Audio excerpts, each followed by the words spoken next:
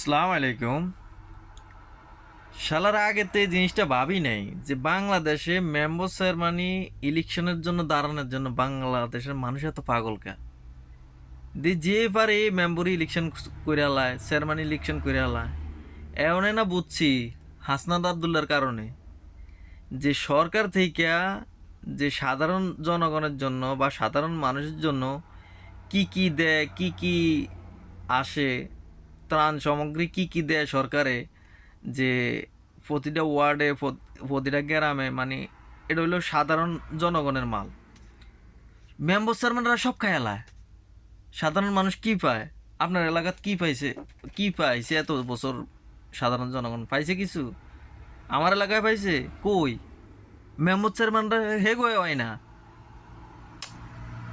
যেটা সত্যি কথা, আমি নিজেও ভাবতাম যে হয়তো সরকার থেকে অত বেশি কিছু আসে না, হয়তো মেম্বার চেয়ারম্যানরা এই যে বিচার সালিশ করে ওইখান থেকে হয়তো 2-4 টাকা আয় হয় বা এমনি এমনি রাস্তাঘাটের কাজ হয়। কিন্তু এই যে হাসনাত আবদুল্লাহ এখন যে এভাবে কলম ধরে অক্ষর অক্ষরে হিসাব বুঝাই দিতেছে যে সরকার থেকে কত কেজি চাউল আসে, কত কেজি খেজুর আসে, কত কেজি মাংস আসে, কত টাকা আসে, মানে অক্ষর অক্ষরে বুঝাই দিতেছে। এখন যে শালার চোর তো ধরা খাইছে যে বাংলাদেশের আইল্লা জাইল্লা কামলা যে পায় সুযোগ পাইলে মেম্বরে ইলেকশন করে ফেলায়, চেয়ারম্যানে ইলেকশন করে ফেলায়, ইলেকশনে দাঁড়া যায়। আর দেখবেন যে মেম্বরগুলো আছে, চেয়ারম্যানগুলো আছে, মেম্বার চেয়ারম্যানই শেষ হওয়ার পরে একবারে লম্বা লম্বা দাড়ি রাখে, দাড়িতে কালার করে লাল মেহেন্দি দেয়, লম্বা টুপি মাথা দেয়, লম্বা জুব্বা গায়ে দি, একবারে মোল্লা হুজুর হয়ে যায়। ওরে শালার বেটারা, সারা জীবন যে হারাম খাইছস, পোলা পাইন্ডে হারাম খাওয়াইছস, হারাম উপার্জন করছস, হারাম টাকা দিয়ে সম্পদ করছস, জনগণের টাকা মাইরা, জনগণের রিজিক মাইরা। আর এখন তোমরা বুড়া বয়সে এসে হজ করো, হাজি লাগাও, আবার কইতাছো যে মূল্য হয়ে গেছ, মসজিদের আগের কাতার সামনের কাতারে যাই নামাজে দাঁড়ায় যাও। এটা কি শোধ হয়ে যাইব? গুনামাফ হয়ে যাইব? হবে না, হবে না। কারোর হক যদি মাইরা খায়, আল্লাহ পাক কিয়ামতের ময়দানে তখন বলবে তুমি যার হক মারছো তার কাছে যে ক্ষমা চাও, সে যদি ক্ষমা করে তাহলে ক্ষমা পাইবা। আমরা ক্ষমা করবো না, আমরা সাধারণ মানুষ তোমাদের মতো মেম্বার চেয়ারম্যানদেরকে ক্ষমা করবো না, কিয়ামতের ময়দানেও ক্ষমা করবো না। এই কারণে ক্ষমা করবো না যে সাধারণ জনগণের হক মাইরা তোমরা খাইছো।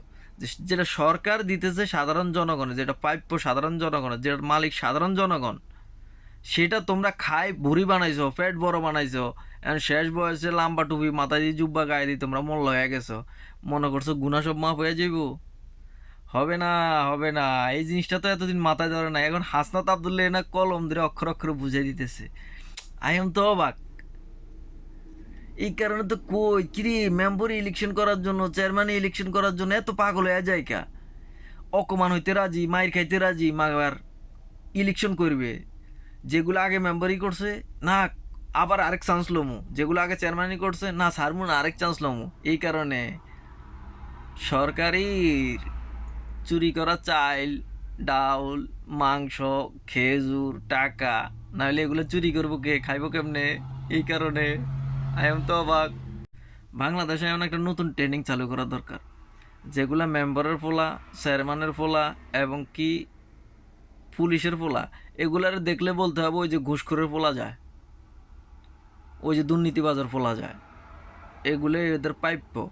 কেন এরাও তো জানে এদের বাপে ঘুষ খায়, দুর্নীতি করে এদেরকে খাওয়াইতেছে পড়াইতেছে, এরা আওয়াজ তোলে না কেন?